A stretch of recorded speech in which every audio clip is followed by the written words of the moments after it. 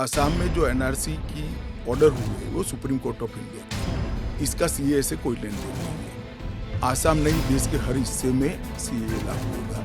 सिर्फ north east के राज्य जहां पर 2 प्रकार के विशेषाधिकार उनको दिए गए हैं, वो विशेषाधिकार के तहत जो राज्य आते हैं उनको ही सीए नहीं होगा। और जहां संविधान की 6ठी सूची में जो क्षेत्र शामिल किए गए हैं, इन पर वहां पर सीए नहीं लागू होगा। और वहां के एड्रेस वाला एप्लीकेशन भी ऐप में अपलोड ही नहीं होता है।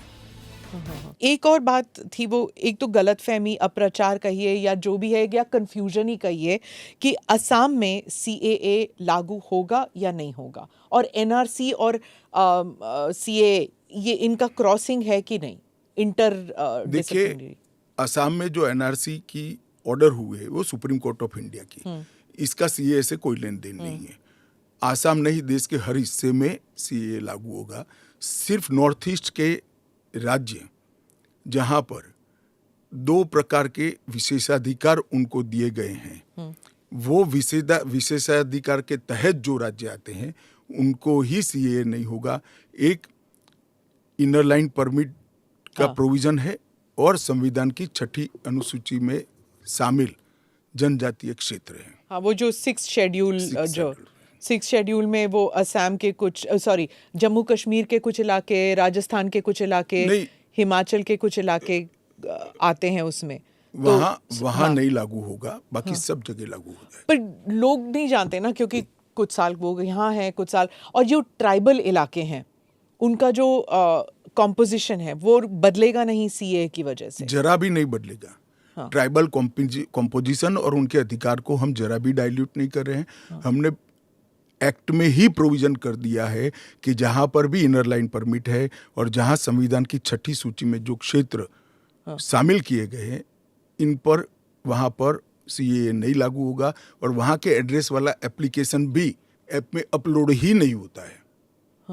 तो लागू होने का सवाल ही नहीं आता है। और एक्ट में ही प्रोविजन है, मगर हमने एप्लीकेशन में भी वो एरिया को एक्सक्लूड कर दिया है। कोई अप्लाई करेगा भी वो वहां से तो नहीं, ऐप ही नहीं खुलेगा।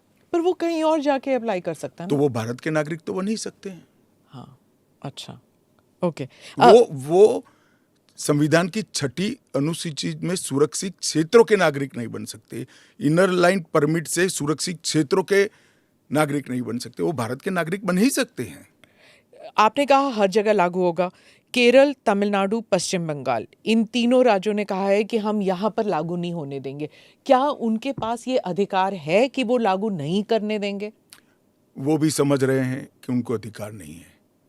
हमारे संविधान के अनुच्छेद 11 में संसद ने नागरिकता के बारे में कानून बनाने का अधिकार केवल और केवल भारत की संसद को दिया गया है। एक केंद्र का विषय है, केंद्र और राज्यों का साझा विषय नहीं है। तो नागरिकता के बारे में कानून और कानून का इम्प्लीमेंटेशन, वो दोनों हमारे संविधान की 246/1 अनुच्छेद के माध्यम से इसको शेड्यूल 7 में डाला गया है, जो केंद्र की, इसकी तमाम शक्तियां केंद्र को दी गई है। पर जैसे वेरिफिकेशन वगैरह है, पूरा जो ग्राउंड पे तो चेकिंग होगी ना, वो सब तो स्टेट गवर्नमेंट ही करेंगे। क्या वेरीफाई करना है? सिर्फ पोर्टल के थ्रू? वो तो इंटरव्यू में लेकर आएंगे कि मैं बांग्लादेश से आया हूँ, देखिए मेरा पुराना डॉक्यूमेंट है। और वो राज्य में नहीं होगा इंटरव्यू राज्य में भी हो सकता है, भारत सरकार करेगी। तो कोऑपरेशन की जरूरत नहीं है, क्योंकि ये करना ही होगा। मैं मानता हूं चुनाव के बाद सब कोऑपरेट करेंगे।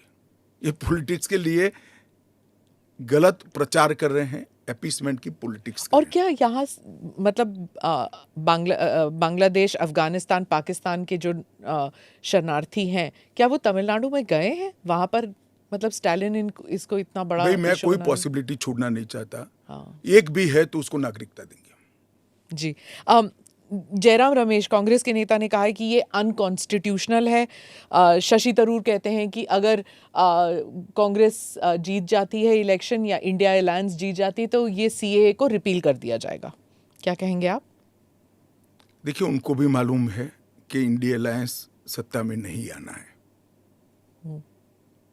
मैं आज आपके चैनल पर कहना चाहता हूं सीए के कानून को भारतीय जनता पार्टी की सरकार लाई है, नरेंद्र मोदी सरकार लाई है। इसको रिपील करना असंभव है। हम पूरे देश को जागरूक करेंगे और रिपील करने वालों को कहीं पर स्थान ही न मिले, इसी स्थिति होगी। और जहाँ तक असंवैधानिक होने का सवाल है, वो आर्टिकल अनुच्छेद 14 का हवाला देते हैं। वो भूल जाते हैं कि अनुच्छेद 14 में 2 अपवाद रखे हुए हैं। एक रीजनेबल क्लासिफिकेशन का अपवाद है और दूसरा कानून के उद्देश्यों के साथ लॉजिकल संबंध होना चाहिए। तो वो आर्टिकल 14 का वायोलेशन नहीं करता है। इसमें रीजनेबल क्लासिफिकेशन बहुत स्पष्ट है कि जिन लोगों पर भारत के पुराने हिस्सों में आज वो विभाजन के कारण देश से कटे हैं, अफगानिस्तान, पाकिस्तान और बांग्लादेश में, जिन लोगों पर धार्मिक प्रताड़ना होने के कारण जो भारत की शरण में आए हैं, उसके लिए एक कानून है। तो रीजनेबल क्लासिफिकेशन बहुत स्पष्ट है और इसलिए ये पूरी तरह से संवैधानिक कानून है। एक और क्रिटिसिज्म है, महबूबा मुफ्ती कहती हैं कि ये सुप्रीम कोर्ट में जो है उसकी सुनवाई अभी बाकी है, तो इतनी जल्दबाजी क्यों? देखिए, हर कानून को कोई सुप्रीम कोर्ट में स्टे करेगा तो कानून का इम्प्लीमेंटेशन नहीं होगा। सुप्रीम कोर्ट के सामने न्याय मांगने के लिए जाना और सुप्रीम कोर्ट ने स्टे देना दो अलग बात है। इस कानून पर सुप्रीम कोर्ट का कोई स्टे नहीं है। 4 साल से लोग गए हैं, अभी लंबित है, मगर सुप्रीम कोर्ट ने इसके इम्प्लीमेंटेशन पर कुछ स्टे नहीं दिया है।